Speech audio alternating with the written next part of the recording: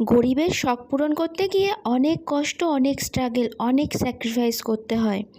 তারপরে গিয়ে কিছু উপলব্ধি করা যায়।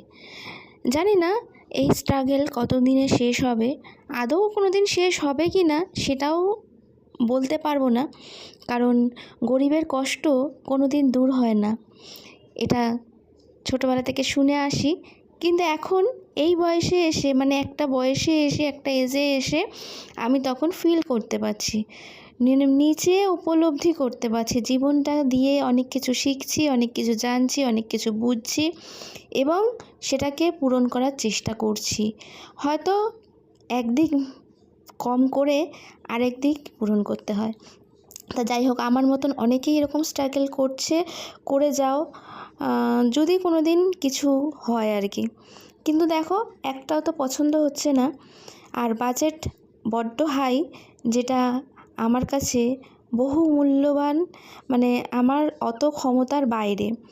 দেখা যাক, ইচ্ছে তো একটু ভালো, কিন্তু ভালোর দিকে চোখ গেলে তো হবে না, সামর্থ্য দেখতে হবে। সামর্থ্য অনুযায়ী কাজ করা আমার মনে হয় শ্রেয়, তাহলে সব দিক ঠিক থাকে।